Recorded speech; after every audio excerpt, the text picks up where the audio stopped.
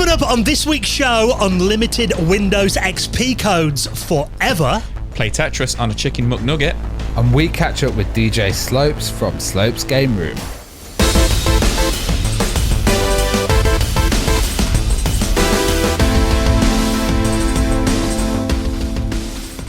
And the Retro Hour podcast is brought to you every Friday with our great mates at Bitmap Books. Now, something to look out for. Coming very soon, PC Engine, the box art collection, the collector's edition. Now, this comes in a gorgeous, sturdy slipcase and features an exclusive cover illustration by the legendary Will Overton of Rare and Superplay magazine fame, and it also features Will's artwork in a protective dust jacket as well. Now, the thing about this is it's limited to only 2,000 copies, and they will never print it again. So you get full details of that and the rest of their retro gaming collection at bitmapbooks.com. And with our friends at PCBWay. Now, if you're working on a retro project over summer, they offer a fully featured custom PCB prototyping service with low cost, fast turnaround quality boards, and they offer services like 3D printing and injection molding, and they're massive supporters of the retro community. So get an instant quote for your project right now at PCBWay.com. Hello and welcome to the Retro Hour podcast, episode number 380, your weekly dose of retro gaming and technology news with me, Dan Wood. Me, Ravi Abbott. And me, Joe Fox. And very nice to have you joining us for our first podcast of June. Of course, the show that every single Friday will take you behind the scenes on the world of retro gaming, bringing on guests on the podcast every week, and the variety of people we bring you on this show. Massive. Anything from developers, company CEOs, artists, musicians, content creators.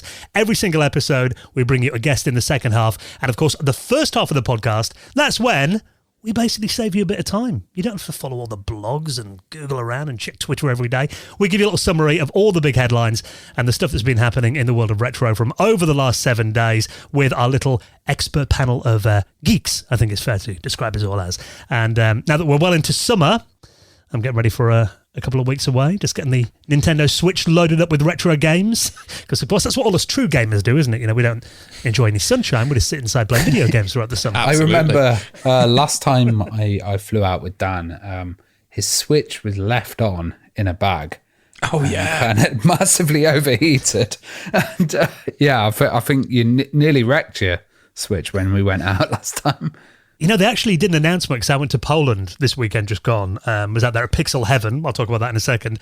But yeah, actually, they did an announcement on the plane saying if you've got any gadgets, like if your portable console or your phone overheats, you must contact one of the flight attendants as soon as possible. And apparently they've run out with like a bag that cools it down now. Yeah, they've got like a little isolation thing. And I think they probably learned from the Galaxy phones, which I know was one thing that would go at the moment. But it's quite scary if there's like a proper fire on there. You can melt through the floor and stuff. So yeah, those lithium batteries, they just keep burning, don't they? So I'll definitely be paying a bit more attention to shutting down my Nintendo Switch this time, which I've got a feeling it's meant to do on its own, but it didn't last time. But yeah, back from a great weekend in Poland. So it's really bizarre, and I was saying this to you guys out there over the weekend. For those that haven't been before, a great gaming event, and it's a bit of a mixture really of retro and kind of modern indie gaming. Loads of people from all around the world there. So it's probably about 1,000 people there on the Saturday. It was really busy. But just met so many Retro Hour listeners and people who watch my YouTube channel as well. And I was saying to you guys, you know, it's always surreal when we meet people who know who we are in different countries. I'm always like, how do you know about my... Oh, yeah, of course. We put this thing on the internet, don't we? So, yeah, so if you were there over the weekend, it was great to meet you. I love that. I can imagine the confusion when people go, oh, you're Dan Wood from, the Amigas, your YouTube channel. You're just there like, what do you mean? How do you know? Yeah. Who are you? How do you know? It was a really good event. My second time out there in Poland. So great to meet so many people there. Have a few beers in the sunshine as well on the Saturday afternoon. That was really nice. And we've got loads more events we're going to be at all throughout the summer as well. I know you're in talk with the guys from Retro Messer in Norway, Ravi. Yep. Maybe you and a special guest heading out there this summer. Of course, your big event in Nottingham. It's all going on. So, of course, if you want to see where we're going to be over the next few months, check your podcast app. Have a little look in the show notes, which I will make sure work on this week's episode of the podcast. What happened there last week? Because usually they're solid with the show notes, and Dan kind of disappeared to Poland, and I got messages saying the show notes aren't working, and I was like, I have to update it all. Yeah, not to bore people. Basically, I use a service called Bitly normally, which basically shortens the links so they fit in the show notes. And for some reason last week it told me I was up to my limit with making URLs. So I Googled Bitly alternative and this thing called Snipply came up, and the links all worked fine on Thursday before I went to Poland, and then all stopped working over the weekend. It's guaranteed to do that when you're away. 100%. Yeah. So I will get those fixed and they will work again. Thank you for all your messages on that. Hopefully it's sorted for this week. And today we're going to be catching up with a good mate of the podcast. Now, I was chatting to Joe last week. I'm just kind of talking about, videos and stuff we watched on YouTube recently. And I mentioned that DJ Slope's Intellivision Amico video, just incredible. I don't know if you guys have watched this. It's nearly a 4-hour documentary that he's done.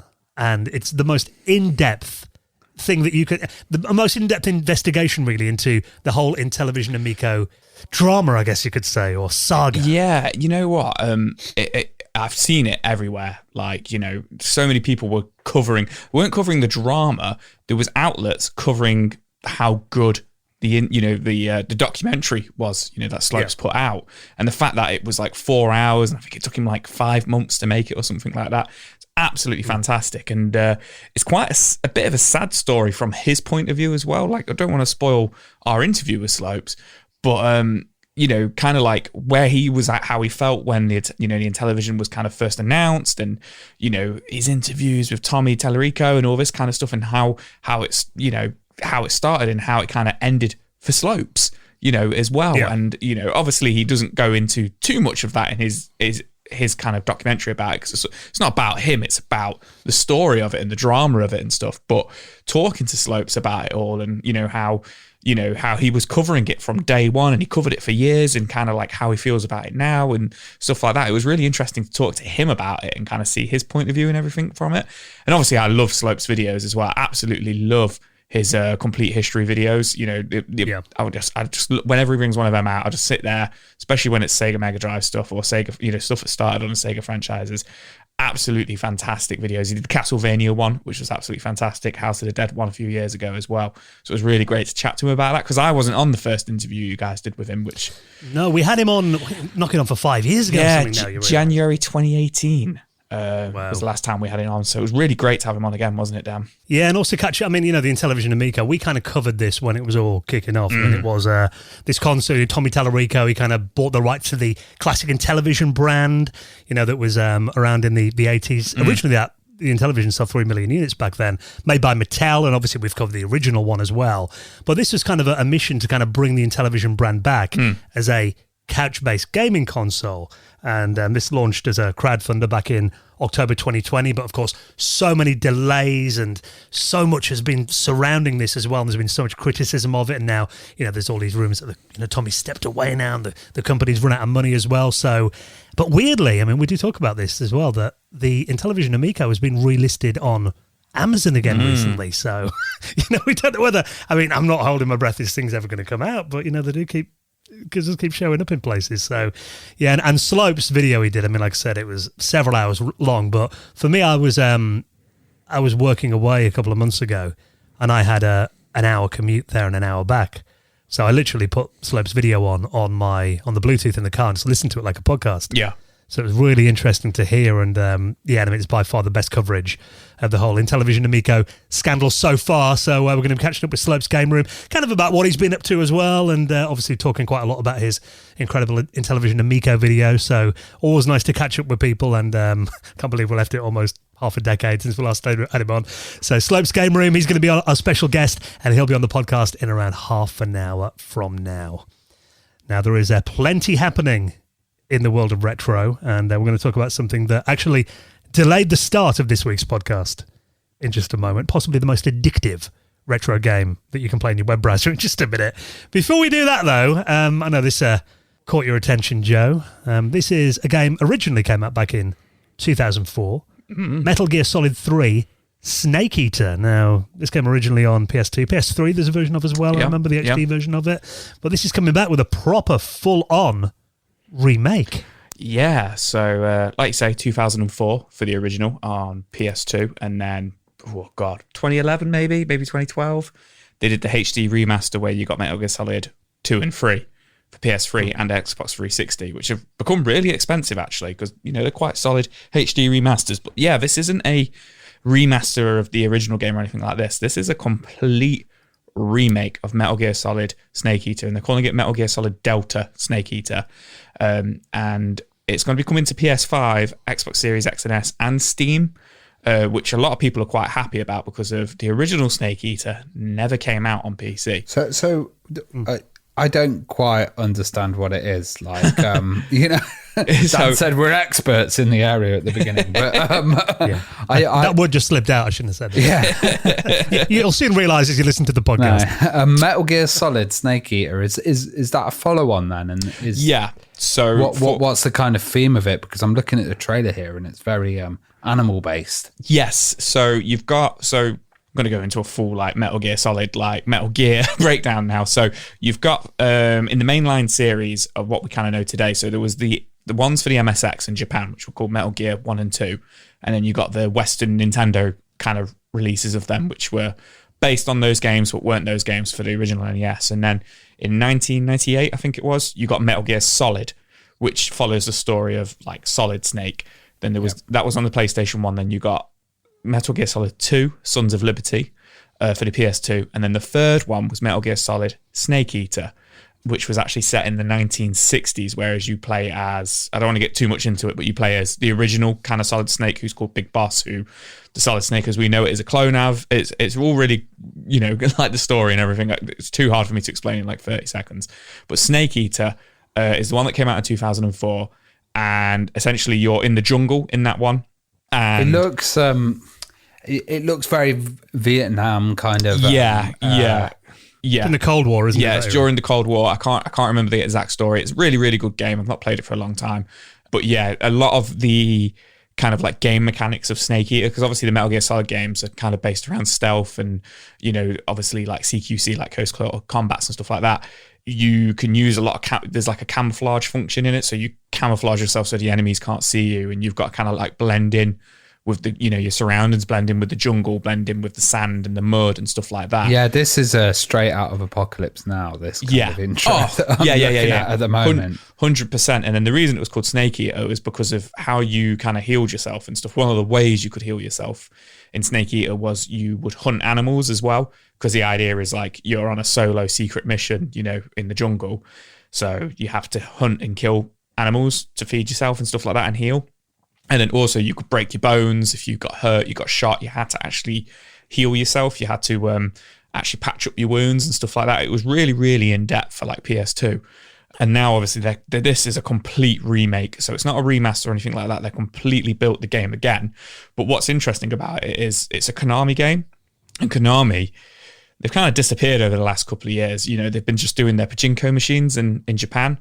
And they've got such huge, IPs that they've just not really done anything with. I remember you saying a year or so ago, you kind of feared that maybe they're kind of given up on console gaming. Yeah, and all of a sudden now they're doing a Silent Hill 2 remake, which we covered a few months ago, which is coming out, I think, later this year or maybe next year. And now they've just announced Metal Gear Solid Delta Snake Eater.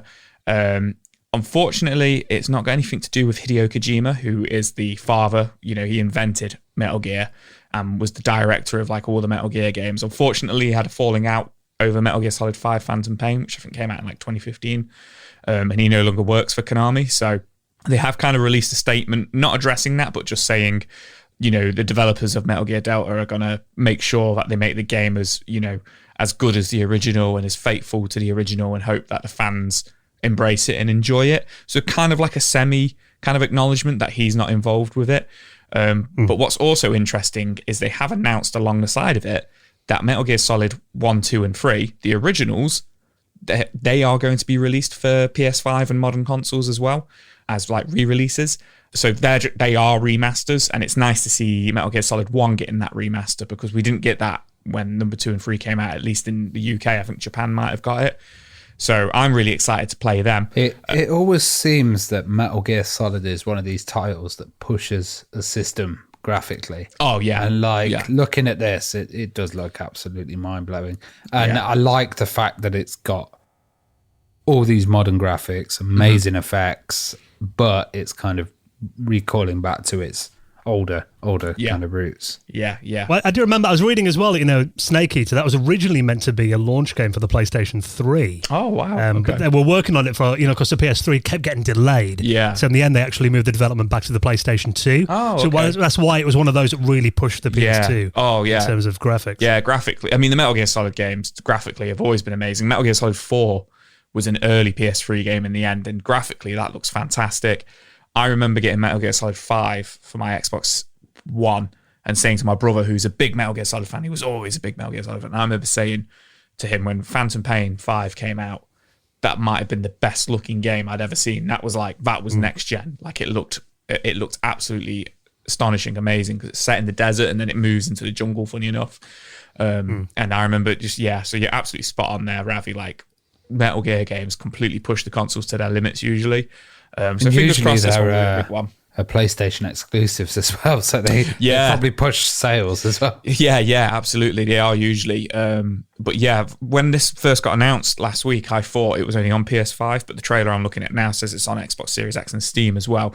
I'm not too sure about the 1 to 3 remasters. If the trailer I've seen on that did just say PS5, so I'm not sure if they're coming to Xbox Series X or not. But one of the things I've been reading is because of number 3 never actually came out on PC, people are excited to see if the remaster of Snake Eater, so the original 2004 remaster, if they are going to put that on Steam now, because that's never ever been on PC officially. So it'd be interesting to see if they do that. But yeah, really excited about this and excited to see that the new Snake Eater is going to be on Xbox as well.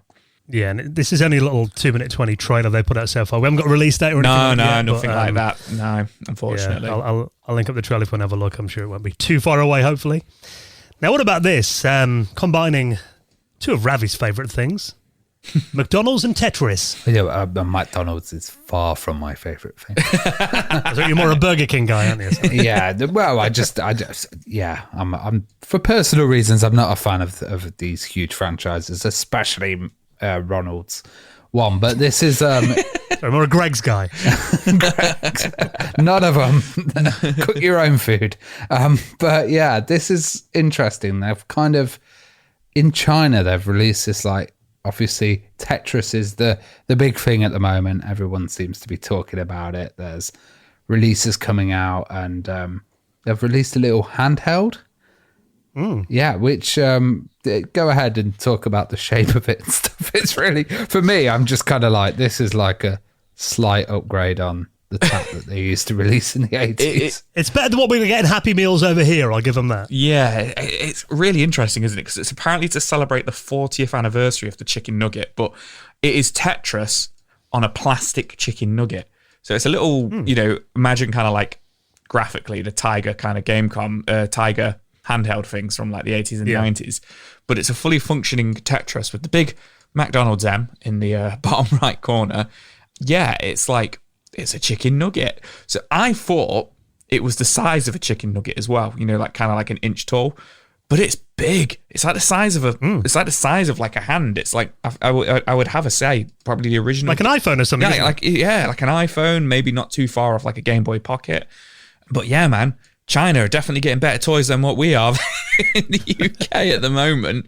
I've not seen any on eBay, but people, in the comments on the pages I'm reading, people are managing to get them, to buy them. So they are part of the Happy Meal, which is only the equivalent of $4 in China. And a couple of people have said they've managed to snag them for about $8, on like websites and stuff like that. But I can see this becoming a really silly collector's item in the future. Yeah. And it's got kind of a D-pad on there as well, so obviously you can kind of move the Tetris pieces around, but it's also got a rotate button as well, a nice big button in the corner, which means you can only rotate the Tetris pieces in one direction, apparently, by pressing that button. But also, very cool, inside the box, you also get a little carry case for it as well. Yeah, you get for your little console. You get a little carry case, and the box is like the chicken nugget box, which is quite funny, that you get like your 20 nuggets in usually. I just think it's cool, but it's so bizarre. The only thing I can think of is like what you two said. It's just Tetris is big at the moment. Yeah, it's obviously they've paid the rights for it. So just looking at the back, it says it's owned by the Tetris holding company. Yeah, and Alexei Bridgetnov as well. Yeah, his name's credited on there, isn't it? Yeah. in the back. Yeah, it's a piece of tat, isn't it? Yeah, that's not very ergonomic. Throwaway. No. But I if I saw one, for a £5, I think I'd buy it just for the tat of it because it's funny. But yeah. And that's the thing. I mean, the fact that we're now at the stage where basically McDonald's can give away video games consoles with a Happy Meal. Well, interestingly, if you look at the history of McDonald's, I've covered a lot of this in Amiga Addict magazine. They have a background of releasing kind of propaganda games in the 90s that were, there was Mac Kids, there was these like environmental ones as well. Yeah. So at one point they could probably release a game collection. I think that they have, quite a big back catalogue. Yeah, you know what? They probably own the rights to a lot of those titles. Yeah, you're not wrong actually. Yeah, because there was Global Gladiators, and then there was Global Gladiators. Yeah, and then there was McDonald's Treasure Island as well for the Mega Drive, and then if I remember rightly, they have actually done the little Tiger handhelds in Happy Meals before as well, like little miniature versions of them. And obviously you've 90s. Got like a Cool Spot and you've got 7-Up and all of that. So I don't know. Maybe they should do a junk food compilation for like PS5. Yeah. But they wouldn't call it junk food. They'd be like, no, healthy fun food. Yeah, all the kids are getting fat off chicken nuggets. Yeah, they always use that word fun. Always annoyed me as a kid. Only got like a fun-sized Mars bar or something. They were half the size of a normal Mars bar. That wasn't fun. Nothing fun about it. Yeah, never got that, yeah.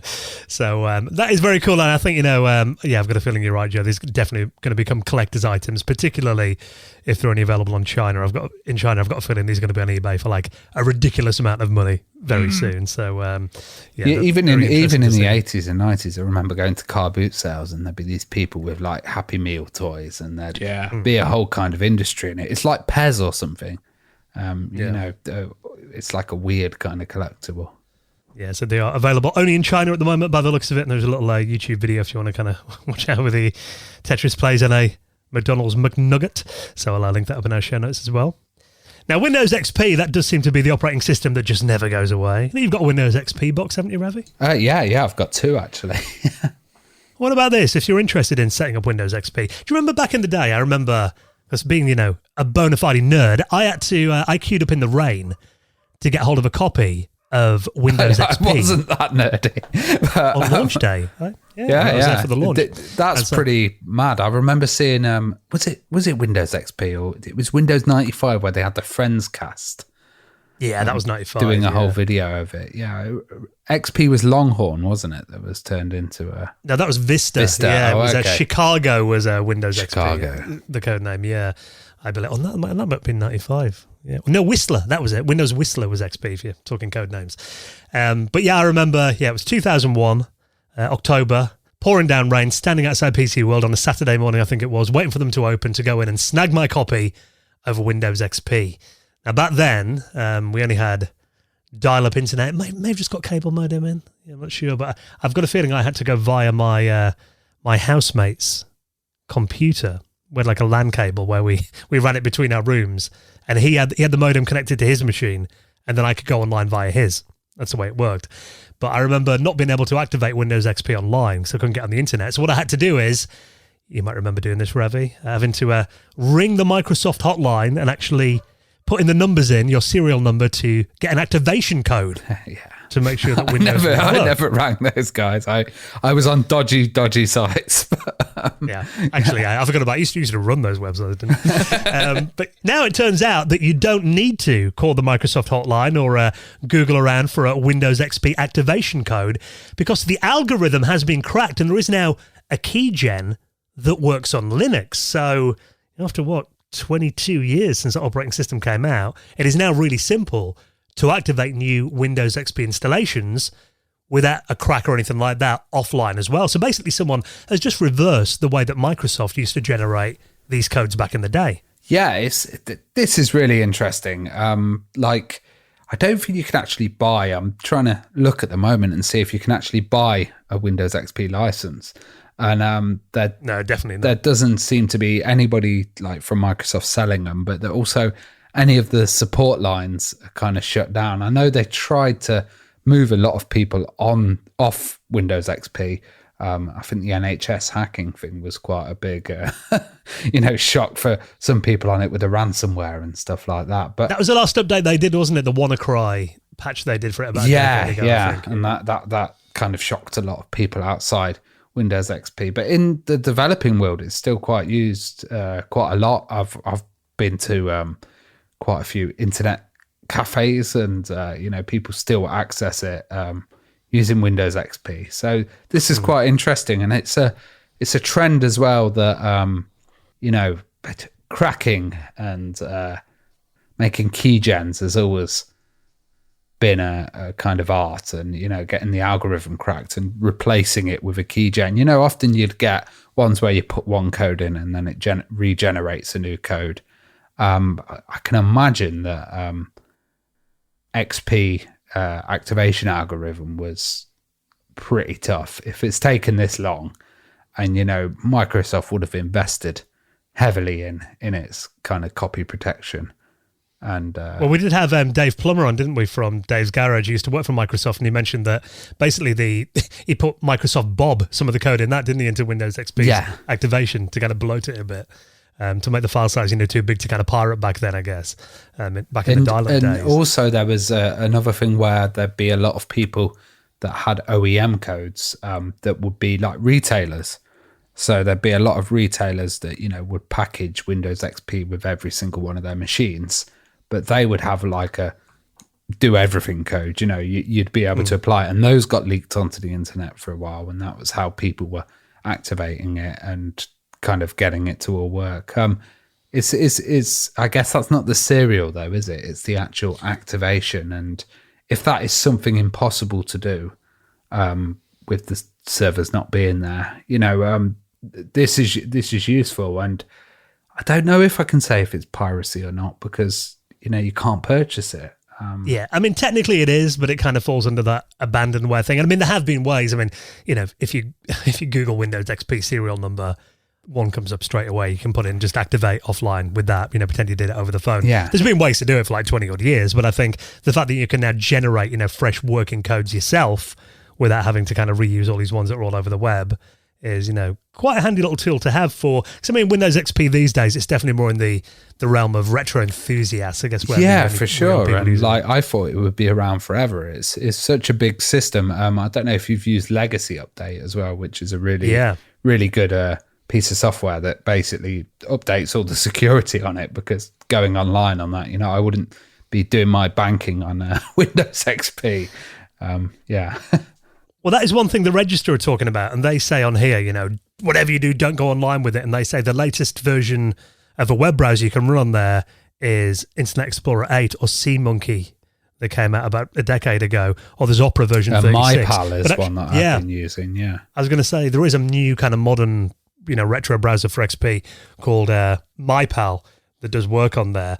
And, that's the thing. I mean, people are talking in the Register article comments here, people saying, whatever you do not connect it to the internet. Make sure it's unplugged, off your Wi-Fi and Ethernet before you go online.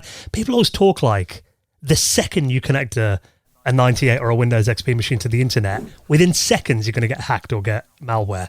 Now, I've got to admit, I've had mine online, and I haven't run into any issues in the last 10 years. Your whole house goes, I know, I might be you've just told everybody now. But this, I don't use it regularly, but this also reminds me of a really I was involved in some of these older sites. Keygen generators were like magic,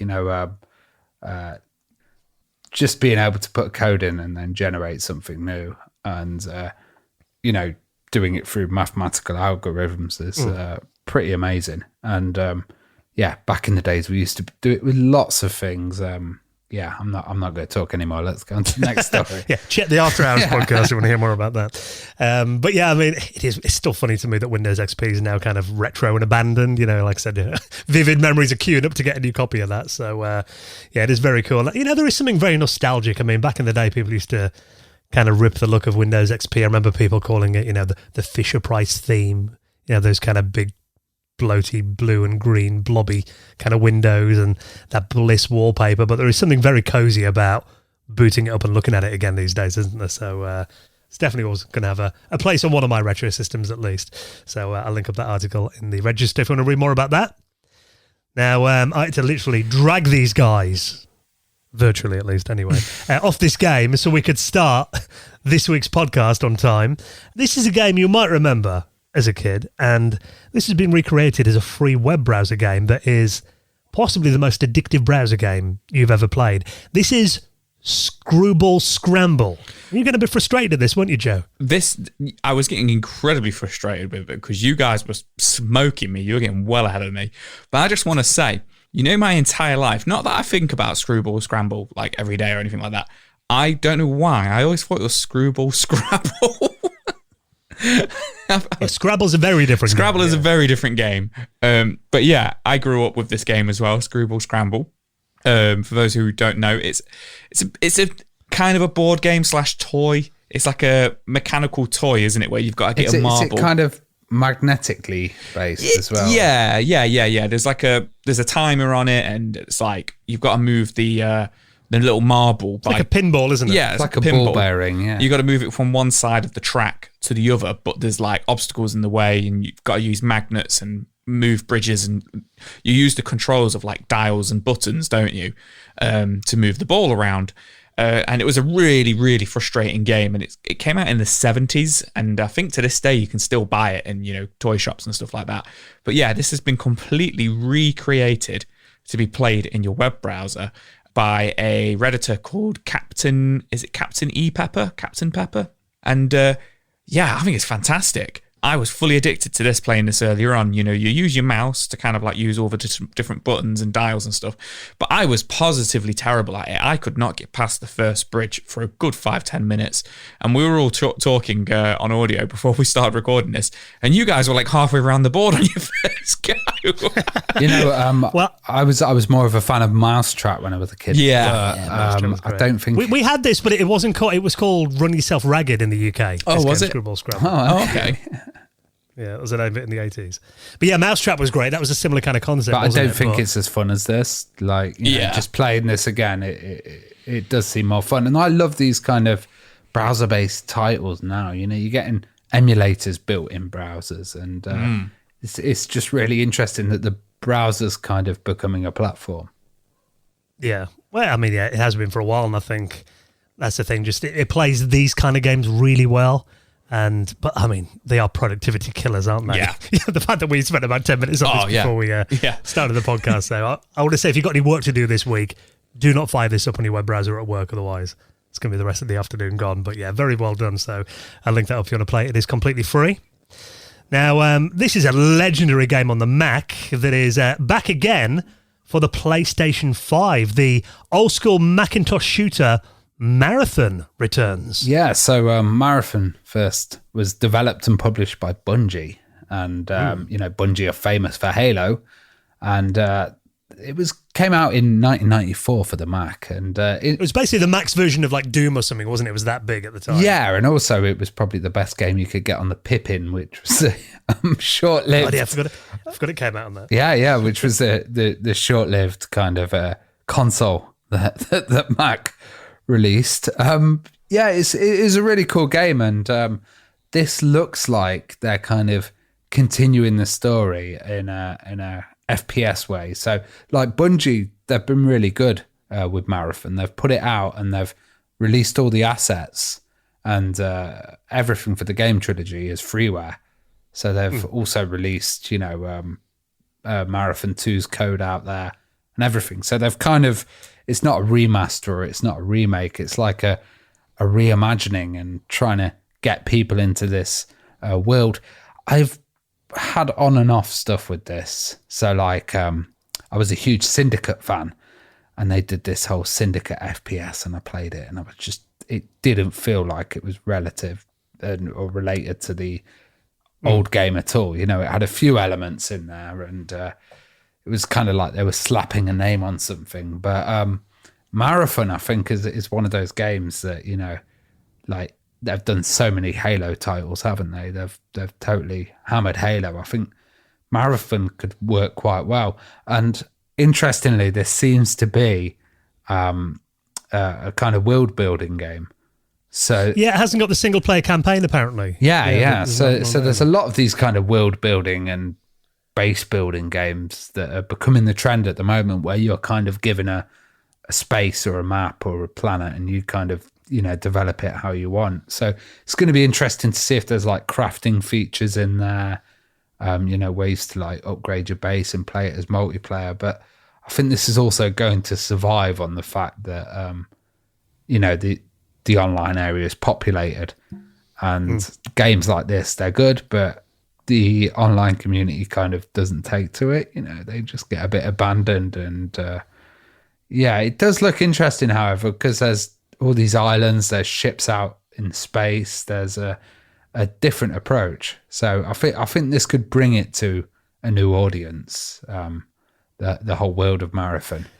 Graphically as well, I think it's quite interesting. There's kind of if you watch the announcement trailer, that's only like a minute 38. No release date or anything as yet. But it's quite an interesting mixture of graphical styles. I mean, in some ways, it reminds me a bit of something like Mirror's Edge. Yes. But then in other ways, good you've got kind of a lot of kind of old school kind of BBS style graphics as well, haven't you, in there too? Yeah, it's got a lot of like retro influence, and a lot of the colours are really bright, and there's a kind of a big space theme in there. I think it's really interesting, and of course, I don't see anything that's relevant to the old graphics, but the old graphics were very like primitive. Yeah, so interesting to see that brand getting resurrected again. So we'll wait and see what that's like. We'll keep an eye on that if you want to check out the trailer. I'll put that and all the rest of the stories. You don't have to Google around. I save you that effort every week. Just check the podcast app on your show notes or head to our website at theretrohour.com. Right then, this week's special guest, catching up with DJ Slopes from Slopes Game Room. Bit of a catch up with him, and also talking about the Intellivision Amico in just a minute. Now, before we do that, let's give a massive thank you to an incredible sponsor of this podcast. We're very pleased to see our good mates at Retro Gamer magazine back sponsoring this episode of the Retro Hour. Now, of course, Retro Gamer, if you listen to our podcast and you enjoy the kind of content we do, you need to be reading Retro Gamer magazine every month. 100%. I absolutely love Retro Gamer. I've been buying it every month recently for the last couple of months because they've been covering some really, really, really awesome stuff that I absolutely love. The Teenage Mutant Ninja Turtles history of issue a couple of months ago. And then there was actually an Amiga issue, which has been quite enlightening for me and has helped me write a few questions for this month's After Hours, as well as one that I took on holiday with me only about 3 weeks ago. They did a really in-depth history of Tomb Raider, which I really, really enjoyed. But this month's issue is their Legend of Zelda special, which I'm really, really excited for. Yeah, and obviously with the new Zelda game coming out, I mean, it's very timely as well. Yeah. And there's a massive 14-page feature. And, they kind of go way into the history of Hyrule and everything about Zelda, those original games as well. And, really breaking down everything from, the iconic bosses, the gorgeous music, all the inhabitants that you find in the worlds as well. So if you're a fan of Zelda, a must read this issue. And also they talked to Gary Bracey from Ocean Software as well.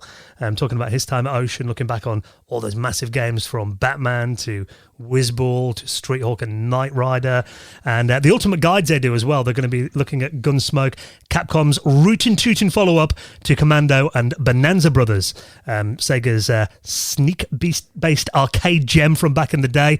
There's also a little feature in here on the PlayStation 2 Slim and Atari UK, the untold story as well. Because, we did an episode with Daryl Still from Atari a couple of years ago now, and it's always interesting to kind of hear these perspectives from different sides of the pond. We've read Nolan Bushnell's story quite a lot, but hearing about Atari here in the UK was a really interesting read.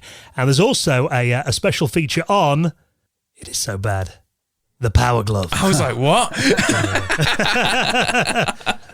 The Power Glove is so bad. I do, yeah. A great feature, though. So that's all happening in this month's edition of Retro Gamer magazine. And, we get you some incredible offers if you support our sponsors. And check this out, what you can get. If you take up our offer and subscribe to Retro Gamer magazine, you will get a special bundle full of goodies, including, how cool does this look? A Space Invaders plug-and-play controller. You've been looking at this, Ravi. Yeah, this looks really cool. You just plug it into your TV and you've got some mini games on there as well, and it's like a little dedicated unit. Take it around your friend's house. Yeah, it looks really nice. A good little addition. And also you get some of their incredible special editions of Retro Gamer Magazine, these bookazines that they do, including 100 games to play before you die, the Retro Hardware Guide, which basically covers all the classic consoles in here as well, the ultimate guide to retro hardware. And I love this one as well. This is the 200th Special Collector's Edition of Retro Gamer Magazine. That's a really good one as well. I've got that myself. Fantastic issue. Yeah. So much in there. So you'll get all three of those special editions. You'll get the Space Invaders plug and play controller as well. So really you need to take up this offer as well. And of course you'll get Retro Gamer Magazine delivered through your door and a digital copy of the magazine too, so you can read it on your iPad or your phone. So all you have to do if you want to subscribe today and take advantage of this incredible offer, and be quick, because we always get people contacting us in like a month or two going, I want to take up this offer. Is it still on? We're like, no, you need to take advantage of this when it comes out. So head to magazinesdirect.com/retropod. Now, if you use that link, they'll know that we sent you along. It helps us out as well. And maybe you're already subscribed to Retro Gamer. You can gift the mag to someone else and keep the gift for yourself. So you get 6 months of Retro Gamer Magazine, Space Invaders plug and play controller, 4 special editions completely free included as well. Head to magazinesdirect.com/retropod, and a massive thank you to our good mates at Retro Gamer Magazine for their support of our show. Now, even though we are into June now, we're going to be doing the May Patrons Hangout this Sunday. Get your head around that. Get your head around that one. Yeah, kind of my fault. I got stuck at work. And mine. And in Poland. Dan didn't realise how late he was going to get back from Poland. So we did reach out to the Discord, and thankfully everybody forgave us. We are going to be doing the last month's Patron Hangout on June the 4th, and we are going to do 2. So we promise we will do another one in June as well. But yeah, really, really, really looking forward to that. Might show off a chicken nugget Tetris if I can get my hands on one. We got like 3 days to get hold of one then. So we're going to be doing that. Basically, we'll invite all our patrons on with this Geek Out. It's going to be happening this Sunday night, so if you want to join us for that. All patrons are welcome, so a very good time to sign up. And also, if you join us as a gold tier member or above, you will get a download link to 35 episodes of our bonus podcast, which is the Retro Hour After Hours. And the latest episode is a Mastermind special. This is where we really quiz and grill each other, isn't it? Yeah, we missed the Christmas quiz, but no, I came up with the idea of us kind of like all doing a specialist subject and then answering 25 questions on that specialist subject. You remember Mastermind on TV? It's still going, isn't it? That's the one. That's it. Copyright, quick. But yeah, some really, really interesting results, and it was a real giggle. It was a proper fun one, that was, and we did all poke fun at each other. I won't say much more, but yeah, really, really, really, really outstanding questions on that. Some real tough ones as well, and some real funny ones, wasn't there? Yeah, and like backing us on Patreon is just fantastic. It helps us run the show, but also you get all that extra content. You also get a mention in the Hall of Fame as well with my awful singing, and you get exclusive access to our Discord server as well. So there's some rooms in there just for backers where they have chats, and we discuss stuff about the show. It's really awesome, and I just kind of love the community behind it. And thank you everybody for supporting the show. And also you get an extra 10-15 minutes of news just for our patrons that we do every week. Yeah. And we're doing that in just a minute as well. But let's hear Ravi's lovely singing and welcome our latest patrons this week into the Hall of Fame. Hall of Fame. And I'll let you guys induct our 2 new members this week into the Hall of Fame. Take it away, Joe. Andreas Sunner. And Kev Sanders. Thank you so much for your support. And if you'd like to join our incredible Retro Hour patrons community, all the details to sign up right now are on our website at theretrohour.com. Right then, next, talking about the Intellivision Amico and a catch-up with our good mate, DJ Slopes from Slopes Game Room. Next on the Retro Hour podcast.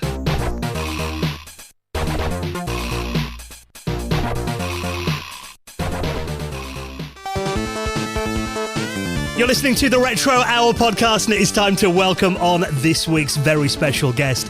And it's someone who we are having a long overdue catch-up with. As we realised last time we had our guest on this week was 5 years ago now, and a hell of a lot has happened, not only in the world, but also in terms of retro gaming, YouTube, and lots more as well. So let's welcome on Daniel Ibbertson, also known as, of course, as Slopes Game Room. How you doing, Dan? I'm very well. Thank you for having me on. 5 years. That's a long time. Yeah. 5 years. That is nuts. Completely different world now in many ways compared to what it was back then, isn't it? Absolutely. Well, of course, I mean, your YouTube channel, goes from strength to strength all the time. And obviously, we need to talk about this massive Intellivision Amico video that you did a couple of months ago. But I've just been seeing everywhere. And I mean, let's start with a bit of a catch-up, really, though. Yeah, I mean, since we last spoke, I mean, you're on 166,000 subscribers on your YouTube channel now. Right. And that is huge. I mean, how's that journey been then over the last, half a decade? Wow, 5 years. That's pretty insane. I mean, I don't know. Yeah, it's been good. I mean, I'm obviously still enjoying it. I'm still doing it.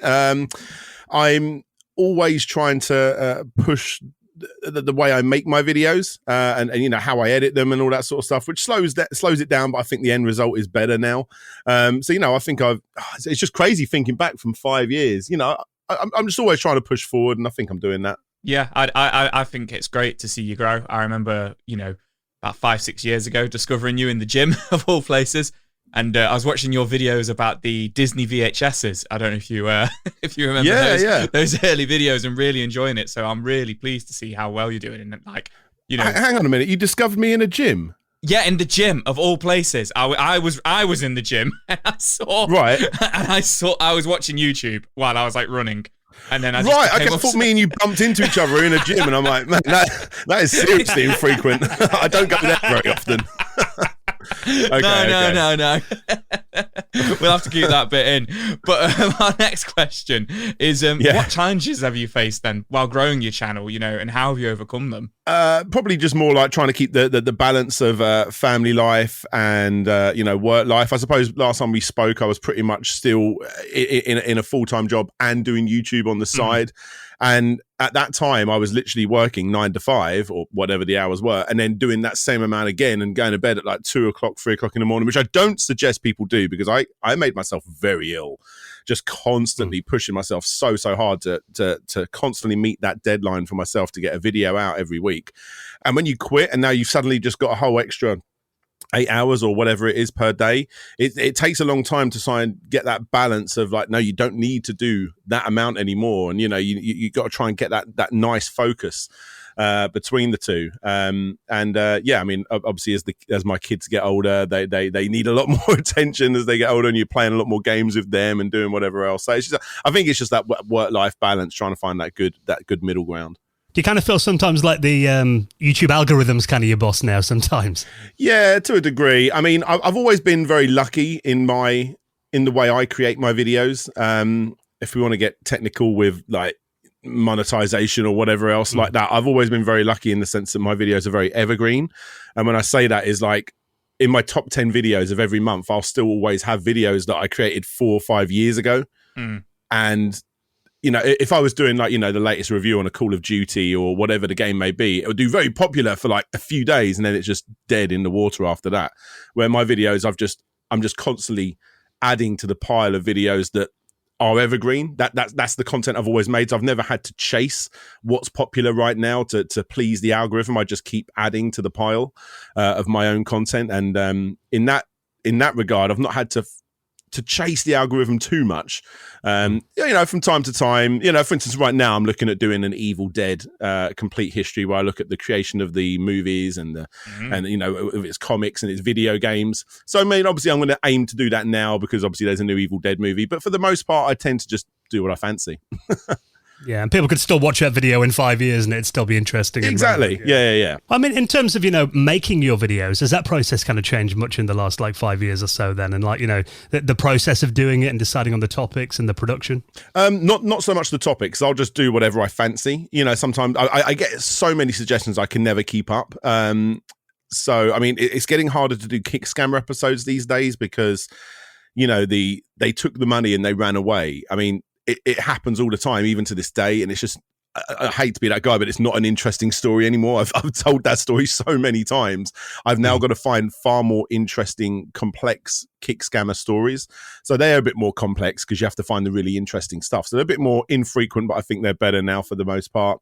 And in regards to the complete history videos, which I take a hell of a lot longer to create. They're harder to make now because I do different things. For instance, I show myself on camera a lot more, and obviously editing that together with the stuff that's off camera takes longer, and getting all the lighting set up. And I've got all of these curtains and everything I put up to block sound in the game room, which then turns into a studio, and doing all these different things. It makes the process longer, but like I said, I think the end result is just so much better for it. I look back at videos I made even 5 years ago, and they're a little bit cringy for me to go back and watch, but I'm sure that's the same with everyone. Well, obviously, like you said, Kick Scammers, you are still doing that series as well. I mean, for people that maybe haven't checked any of those out, give us a bit of kind of background on what Kick Scammers is and maybe some of the highlights that you've covered over the last 5 years or so. Okay, yeah. So basically, Kick Scammers started off as an accident. I was always trying to find new interesting topics, and I always do videos of things that I'm interested in personally. Kickstarter, crowdfunding websites, that's always something I've been fascinated in. And I created, I think it was like a top 10 games that you're never going to get to play, like really good looking games, ones that like almost hit their target but didn't.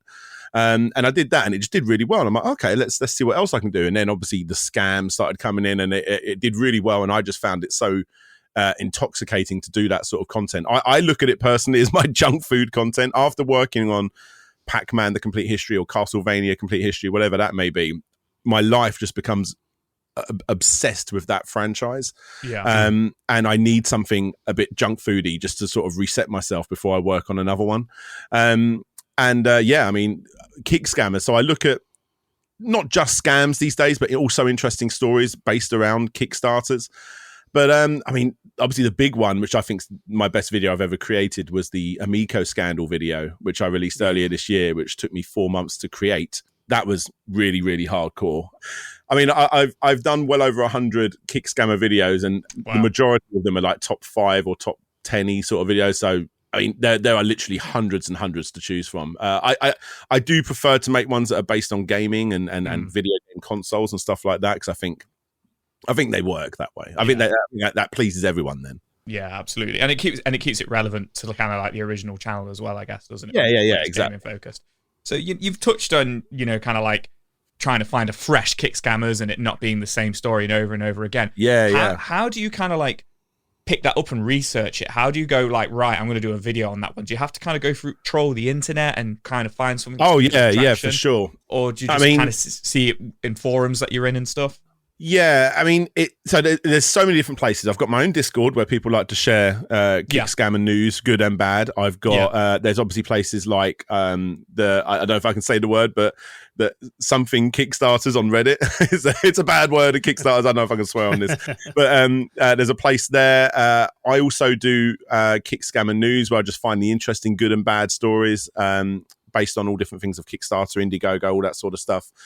And every so often I'll come across something, I'm like, woo, that's interesting. And then I'll just go hard with my research.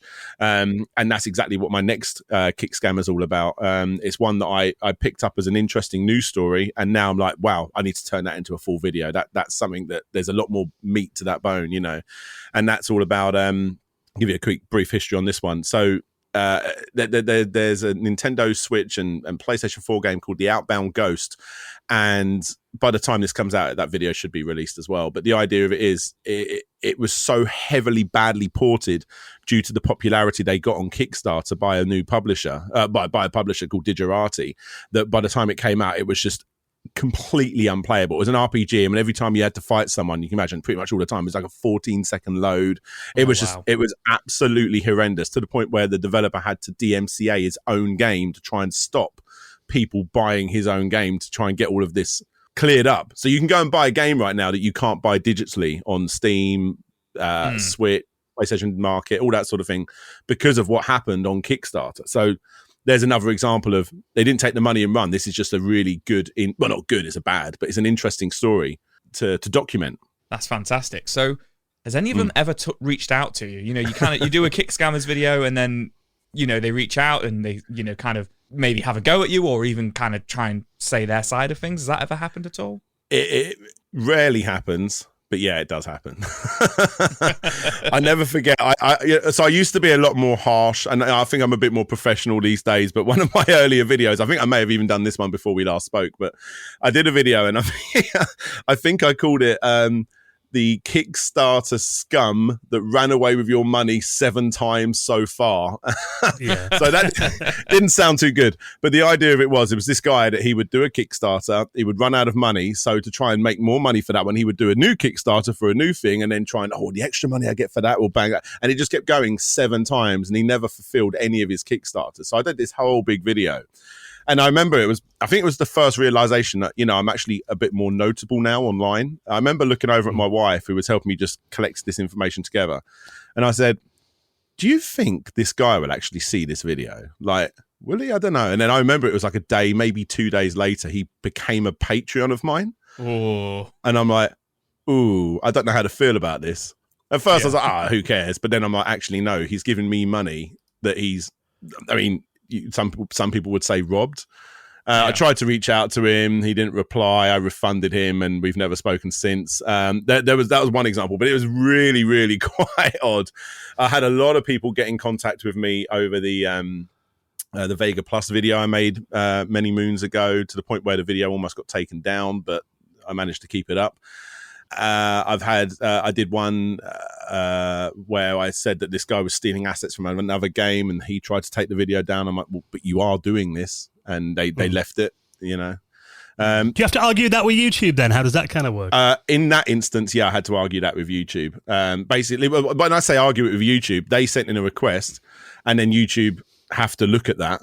And then they didn't see anything wrong with it. And that was just the end. I didn't have to do anything. But in other instances, you would have to then put your case forward. Which, luckily enough, I've never had to do. Well, I do know that you have been reached out by the person behind one of your biggest videos recently, which I think we should get into this because we've been covering the Intellivision Amico on this podcast, over the last, I think it's 2 or 3 years now since it first got announced. And obviously it's an ever-developing story, but I think if anyone wants to get a really good overview of exactly what this is about, you've done by far the most in-depth deep dive into this, a video that's 4 hours long, going into every aspect of the Intellivision Amico scandal. So tell us how this kind of got on your radar. Right. And did you set out to make an episode that long? No, not in the slightest. I had no idea how long that video was going to take. It was outrageous. So basically, this is an interesting one, not just because, it's the longest video I've made and blah, blah, blah. But this was the one, this was the scam, if you want to call it that, which most people do by this point, that got me. I got fooled by this. So I had my own personal vendetta on this bad boy. So I've always been fascinated with the history of gaming. So obviously a new console that's coming out from Intellivision, which was really exciting to me, even though I don't really have any history on it. I just found it exciting and I like the concept of it. And the person behind the whole thing, Tommy Tallarico, to me was, if you look at like video game legends, maybe the first name I ever heard of, like up there with like David Perry and stuff like that. Like I went to a school, I think I mentioned this on the last podcast, but I think I went to a school with like 70 children in the entire school. And there was only like 10 people in my year. And I don't think anyone within the year in mine, a year above or year below, had a Nintendo. So I'm not even sure I knew it existed, a Nintendo back when I was a kid, but everyone had Segas and everyone was loving Aladdin and Earthworm Jim and stuff like this. So I remember I pick up magazines and I was just so laser focused on Sega that I remember seeing Tommy Tallarico. So when I finally got to speak to him and stuff like that, I gushed. I was like, oh my God, here he is. This is the guy. Like, really, really exciting stuff. It's that saying, don't ever meet your heroes, comes into play though, because unfortunately, he was, he said what he needed to try and get this thing out. And every single time it was pretty much a lie, unfortunately. So it went as far as me interviewing him and him telling me these fibs or extending the truth, however you want to put it, directly to me, to my audience. And then that's when it became a bit more of a personal thing. I decided, right, let's set the record straight. Let's make this video. I made it. I was actually contacted by another company that wanted me to make a Boulder Dash complete history video, which you are a voice in. You provided a voice for. And I was like, you know what? No, I need to have a break. Let's do this Amico video. And it ended up being a 4-month thing. It was the most research I've ever done for a video by a country mile. It was, I was losing sleep over it. I was dreaming about Tommy Tallarico and the Amico. Like, it was like my life became Intellivision Amico, and now I think I'm officially obsessed with that system. Give me one of those over an Xbox any day of the week. I'm so obsessed with it. I've not spoken to him since. Everyone asked that as he reached out. No, he hasn't. We have definitely stayed very quiet since that. But he did make all the promises that he'll come to the UK and I'll give you an Amico and you can play it with your kids and all this other stuff. And I'm obsessed now. You know, the whole thing to me is just fascinating because obviously there's the whole kind of why behind it, which I still can't get my head around, obviously.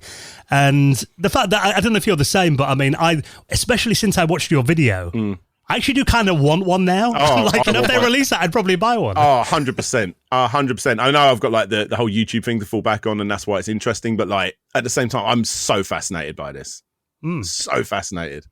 I mean, I'm gutted. I've never played one. I almost got a flight recently to go play one. I was that obsessed. I know someone that has one, and I almost flew to them to go to quite a way as well. I mean, our next question was going to be: were you a believer initially in it? You know, did you believe in the project? Were you excited for it to begin with? Like, I guess the whole thing. It's just so sad. I guess.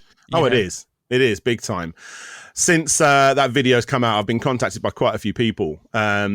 Not directly from Intellivision, but like from other people that were like, oh, we were actually going to get paid to create a game for the Amico, and they never paid us. So here it is on Steam, and it's just now dead. And it's just like, well, this is so sad. Everything about it. I was 100% a believer. But back when it was originally announced, I mean, it was like £150 or something like that, or $150 to that equivalent. Something around that mark. And I'm like, for that, I'm still, if that system still came out and it had those initial games for 150 odd quid, I would still believe in it. But unfortunately, over time, the price has gone up. There was 157 games he teased for that, which has got to be the greatest video game launch of all time, surely. Yeah, I think the Switch launched with 3 games, didn't it? Yeah, was it N64? I think it had 2 in the UK or something like that. Yeah, Pilot Wings and Mario 64. Yeah, this was going to be coming out of 157 games, all within the first year or something to that effect. He just constantly teased every time someone said like, "Oh," there was absurd ones like Kool-Aid Man. Oh, I used to love Kool-Aid Man on the Intellivision. Funny you should mention that. I'll leave it there. Like, what does that mean? What does that mean? There was just so much of that. And the amount of research, it was just, I remember just scrolling. And every day you're like, okay, that's another 20 games to add to the list. It was it was pretty hardcore. Now, it's interesting you mentioned that you know people who've actually got some, because there are some working units out there in the wild, is that right? There are. And these do probably work. They do. And that was my issue. People always, when people said like, this doesn't exist, it's a scam. And I'm like, but it obviously does exist because people have gone to events and played on it. So it can't be a scam. People have played on it. But that's the big question. What is it? What is inside that unit? And that's the thing that no one knows. We have a good understanding now. It's an old mobile phone chipset that's worth nothing. But at the end of the day, these systems do exist. There are two very small YouTubers that actually have test units. And so these things are out there. But I would love one so much. I look forward to seeing the prices of those on eBay in like 10 years. Yeah, well, I think there must be between 15 or 20 odd out there, unless they've made more since the days where they went around and showed them. Well, they're taking pre-orders again on Amazon. Do you think it'll ever see the light of day? No. Within the last 24 hours, I don't know if this is going to be mentioned in your podcast earlier on in the news section, but they've just put out their first announcement. Their first update within the last, I think it's like 9 months since they've done an update. And that's primarily telling people that these games are coming onto other systems. And you've also got Amico Home, which is basically their way of saying that these games are going to be coming onto mobile phones as well, which is stupid because that was the thing they used as marketing. You don't want to be on your mobile phone, play on this. People are so secluded on their mobile phone, and now they're coming out on mobile phones. And the version that I've very luckily been able to get a copy of is for PC, and that's coming out for the Switch and the Xbox, and that's Shark. And also Astro Smash is coming as well. And these were the free packing games. And the sad thing about it is they're really good games. I've only played Shark, but it's a really good game. It sucks. Yeah, you've actually just done a video about that, haven't you? Which will be out by the time we release this episode. Yeah. So give us kind of the lowdown on Amico Shark then. What's it like? Okay, so if you look at it the same way as Wii Sports, there's really not a lot of beef to me, Wii Sports, but it was a good party, fun, like multiplayer game.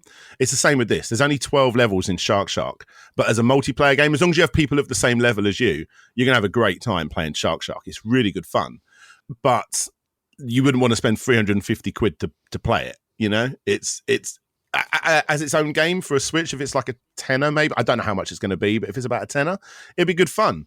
For people out there that don't know, it's kind of like Feeding Frenzy. You control a little fish. You have to eat the fish that are smaller than you, dodge the ones that are bigger than you, and that's kind of it. But obviously in multiplayer, everyone's just trying to fight each other, and there's a shark that comes in and annoys you and chases the one with the lowest score. It's a good fun party game, kind of like a Mario Party mini game, but like definitely one of the better ones. I mean, do you think there's actually space in the market for systems like the Amico and, you know, like the new Atari VCS as well? Because, I mean, you know, when they first were announced, I must admit I was a bit skeptical as to like who's going to buy these systems. I mean, but like you said, you know, 150 quid, I'd probably take a punt just in case. Yeah. You know, it's a bit of an impulse buy then. But do you think there's room for like, you know, new consoles? No. I mean, for people like me and you, yeah. Like I'd love one because I just find it so fascinating and weird, and I love collecting oddities, but no. I mean, the marketing was going to be going to like religious shops to try and tackle that sort of thing because it's all family friendly stuff, or it was going to go after mums and it was going to go after nannies and in nursing homes. It's kind of like how the Wii did. But the difference is the Wii's also got that, you know, the incredible library of Zelda and Mario games and God knows whatever else. And the Amico just doesn't. It's got the fun party games, but I mean, who's going to spend 350 quid on that? And I always thought it was strange as well because, I mean, they're really pushing that on like the couch gaming aspect of it, which, don't get me wrong, you know, I'm a fan of couch gaming, but there are plenty of games on the Switch, you know, you can sit down and play Mario Kart together on your couch. You know, it's not a unique thing. Yeah, absolutely. Me and my kids play on the Switch all the time. 4 players on, like I say, Mario Party, Mario Kart. Like, Mario Kart is perfect. I've literally got a properly young daughter of 5 years old that can't control it at all, but you can add all of these handicaps to help her out, and then you can make it harder for for us, the parents. It's the perfect game for a family. And yeah, I mean, the Amico won't have anything to that level. I mean, when did Tommy first reach out to you then? Were you quite surprised when he got in touch? I actually, which way did it go? I reached out to him first. He'd seen my videos. I'd seen him comment a few times on my videos. And it was always funny. If you say the name Tommy Tallarico in a podcast, and I had a very small podcast at the time, like 30 people watched it maximum. And we mentioned Tommy Tallarico, and there he is in the comment section, like, this is insane. This is insane. The CEO of this company just keeps popping up. But I reached out to him because they announced their, you can't see me, but the quotation marks are up here, physical games, which were these essentially sort of credit cards that you like tap onto your console and it downloads it. So the game isn't there. It's a download. And I reached out to him like, hey, can I review these? And that was the first time I had a bit of a communication with him. And it just went from there. We spoke quite a bit after that, but primarily about music and other things. And I suppose looking back, I suppose he kind of groomed me a little bit. Maybe. I don't know. Yeah. There's a story for the papers. Yeah. And it went from there. I interviewed him, and I was expecting it to be like an hour long, about his history, another hour about the Amico. Turned into being like a 5-hour interview with him or whatever it was. And it all just went downhill from there, really. So I know they hired some like really big names and stuff as well, didn't they, on board? I mean, they had guys that work for Xbox and stuff, but I mean, people can watch your documentary and hear all about this. So the whole thing sounded very bizarre. I mean, what's kind of the state of the company now then, from what you know? Is it kind of just completely done? Yeah. I mean, pretty much. I mean, so basically my understanding is, or at least what they're saying is, if you look back at those videos of them doing the tours of their offices, which was so extravagant. I mean, when I go up to see Sega, I remember the first time I got to see Sega, a tear rolled down my face. Oh my God, 10-year-old me, if only they could see me now. Like, and you walk in, you're like, oh, okay, it's kind of just offices. But then you look at what Amico got going on, and this is amazing. This is like going to Google or something, the amount of effort they went into. And yet, like, why did they do that for a system that's just, it's not even out yet? This is a company that's only burning money. Tommy has gone into complete hiding now. Phil Adam has taken over as CEO, and Phil Adam was actually part of the Coleco Chameleon that got more recently discovered near the end of my video. Just shows you how crazy that is. It's essentially a skeleton crew of people now. You're not going to be able to get your refunds. The amount of money that you've put down for deposits, like myself, $100 for the for sort of like a pre-order. That's gone. Don't expect that back anytime soon. And you get like about one update a year at most, and nothing is happening. Just constantly this like, oh yeah, we're trying to get it done, but there is only about 3 of us in the office these days. That's all there is. And then apparently they're not getting paid, but I mean, who knows by this point. It's quite sad though, because I think in many ways it does damage to the scene, doesn't it? Because it puts people off backing similar projects in the future. Oh, for sure. And it's really, really sad. The one bad thing about the Kick Scammer series is I get comments constantly, people saying, oh, I'm so glad I watch your videos. I'm never going to back anything on Kickstarter. I'm like, well, no. Like, there is some fantastic games. And especially games. But like, I'm a big fan of board games. I back a lot of board games on Kickstarter. Like, even the ones that end up coming out and they're not that good of a product, it's still fascinating to go along that journey with them. I'm a big supporter of Kickstarter. They just need to sort out their looking after the backers a bit more. You know, making sure they actually know who these people are. They are getting better at it, but it's sad. And I've got our headline there for this episode: DJ Slopes groomed by Tommy Tallarico. We mentioned your complete history videos earlier on, which, you know, they're my favorite videos by you. I absolutely love them, and they're my favorites too. Yeah, they take such a deep dive into the history and, you know, of a specific game series. I think your first ever one was Streets of Rage, which I absolutely love. You cover a lot of Sega, but it's not just Sega; it's all sorts of franchises and stuff. What's your favourite series been to cover so far, and why? You know, you said you become a bit obsessed with them for a few months after that. Yeah. I mean, I was really happy with Castlevania, the complete history. I was really, really happy with that. And I know I did well with that, not to blow my own trumpet, but like, I know I did well with that because Konami reached out, frankly, making it. And then now I've worked with them several times. In fact, they gave me the greatest sponsorship ever. They said, can you take out the sections where you talked about the Game Boy Advance ones, put them in another video as well, and then we'll, you know, sponsor you for that. I'm like, okay. They contact me when they got new Turtles games coming out. Every so often I'll get a message from a company saying, oh, we're making a Castlevania version of Dead Cells and we've been told to speak to you. So I'm like, oh, this is fantastic. It's kind of like when Sega first contacted me. So now I'm like, I know Konami quite well. That's definitely up there. Boulder Dash was one of my favorites. I know I've only just made that one, but the fact that I got to speak to the original programmer, the developer, the 2 original developers, the original publisher and the new publisher, and put it all together, I was like, well, that's freaking awesome. Really, really happy with that. Yeah, I mean, there's so many. Pac-Man I was really, really proud of. And again, I had people from that working on Pac-Man historic books and stuff reach out. And I'm actually working on a Blu-ray now of my best Sega-based one, with documentaries. With commentaries from other YouTubers and myself and stuff. But that's still early days. I mean, you know, talking about how you put those together, I mean, you know, recently I've gone through a bit of an obsession of going into, you know, retro gaming markets and retro gaming shops and buying old magazines. I'm on a bit of a mission at the moment, not only to buy like all the magazines my mum threw out 10 years ago, but also I'm picking up like old issues of Edge magazine. I'm really into those from the 90s right now. I mean, what kind of resources do you use to put those together? Oh yeah, well, magazines is fantastic straight away. There's quite a few different places you can go. I mean, people will also say, you know, never go to Wikipedia, but I tell you what, I've actually discovered things through Wikipedia. At the end of my research, I remember where was it? I went to one of them and I went on Wikipedia and I went, what's this game I've never heard of? And then you end up going down another path. And the good thing about it is they've obviously got the resources at the bottom, and as long as you check that and you don't just copy from that, then, you know, I don't think it's a bad resource. But yeah, retro gamer magazines, actual retro gaming magazines, the Internet Archive, interviews if you can find them, and if not, actually going to reach out to the people themselves. That you're always going to get your best content if you are able to reach out to the developers yourself, which is so much easier than you would expect.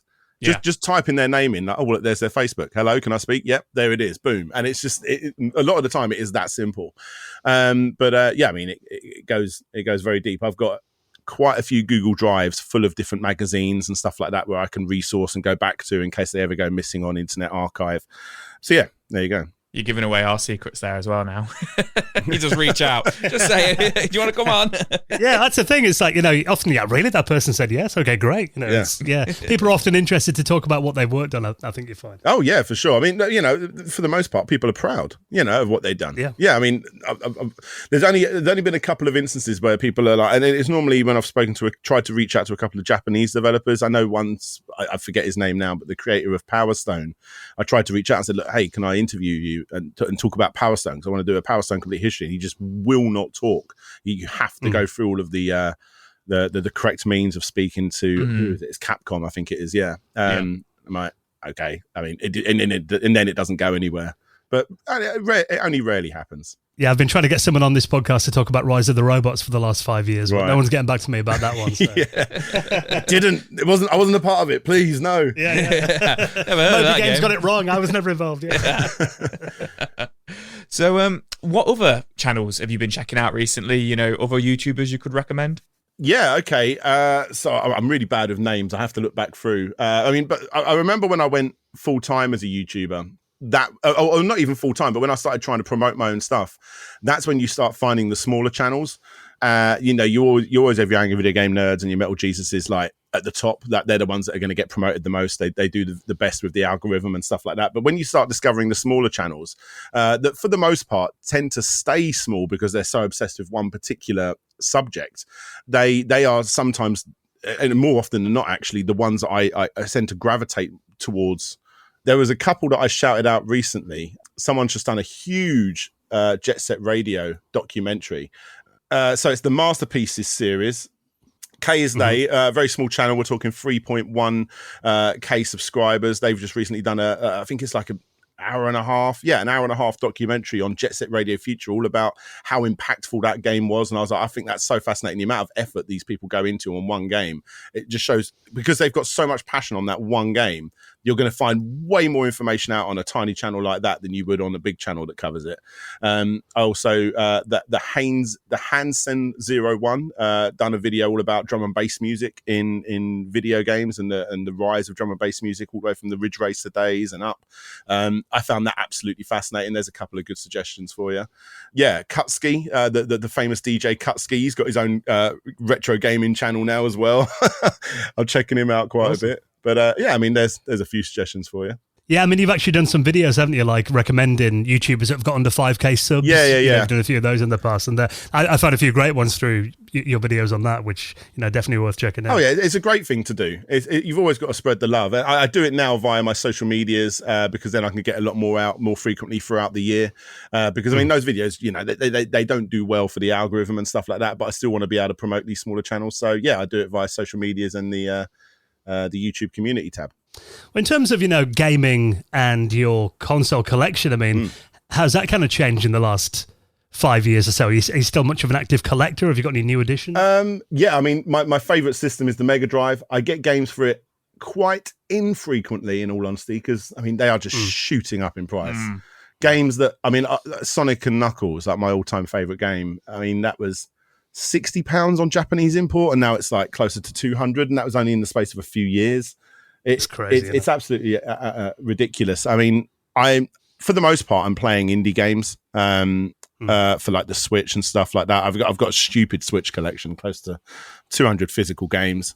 Most of them are the collector's sets, so they're like stupidly big, and you got that tiny little cartridge inside the huge box. That's. I don't collect as much as I used to, because for the most part, I just need to. When I'm getting the footage, I will ROM it for the most part, in all honesty. I know it's probably blasphemous, but it is. That's how it goes. Looks a lot easier easier to capture and looks nicer on screen as well. Exactly. So what advice would you give to somebody who's interested in starting a retro game collection in 2023, other than don't? Oh, yeah. Or be rich. I don't think there is really. I was going to say, just don't. Yeah. But what I will say is, when I sold all of my Mega Drive games, but basically I sold all my Mega Drive games as a kid to get a Dreamcast, which I was always gutted about, because I probably sold 50 games for 50 quid to get that Dreamcast. And then I probably spent that on controllers or something, or VMUs. And then I just started going crazy, just buying anything I could from boot fairs. And then I didn't know what I had. So now I just buy games I want or I need for a video. And because of that, I'm a lot more connected to my collection. I know everything that I have. There's no like, I need to look and see if I've got that game. I've got a smaller, but I've got a way more refined and loving collection. So I'd say if you want to collect, just get the games you want to get, and just go from there. Yeah, I get what you're saying. So I went through a process of just literally every time I saw like PlayStation 2 games were, they're still quite cheap, but they were dirt cheap like a decade ago. And I go into like That's Entertainment and our local video games retro shop that we had in town in Nottingham, and I'd just buy the shelf full of PS2 games. Yeah. Hadn't heard of half of them. I'm like, just to have them because they're £2 or £3, but now half of them are like in my shed or in the attic, and you don't even ever pull them out. They're just taking up room. Yeah, exactly. And it's good for people out there to actually play the games that they want to play. I mean, I remember when MVC was going down and they had with their Dreamcast games for £1 each. I bought every single game I didn't have, and I guarantee you some of those games to this day, 20 years later, something like that, I still have not played. It's just because I'm not interested in football games, or I'm not interested in whatever the game may be, but I just had to have it for my collection. And it's it's not the way to go about collecting, in my opinion. It's nice to have another blue spine on your wall, but nowadays I just buy the games I want. It's interesting. I think most of the community seems to be going that way now. There was definitely that stage, and I'm same as you. I used to go to the car boot sales and just buy everything just to have it on the shelves. And now I've boxed all of it up. I've not sold it, but I've boxed 99% of my collection up because of my daughter came along and everything, and it's had to all go in the attic. And now I just have my Mega Drive collection out, and I will buy a game every couple of months that I want to play for the Mega Drive. Oh, yeah. It was the Echo the Dolphin video that was the big turning point for me. I created, not the first Echo, but I made an Echo the Dolphin complete history video. Yeah. And I was like, I need to buy a copy of the game so I can hold it and stuff like that.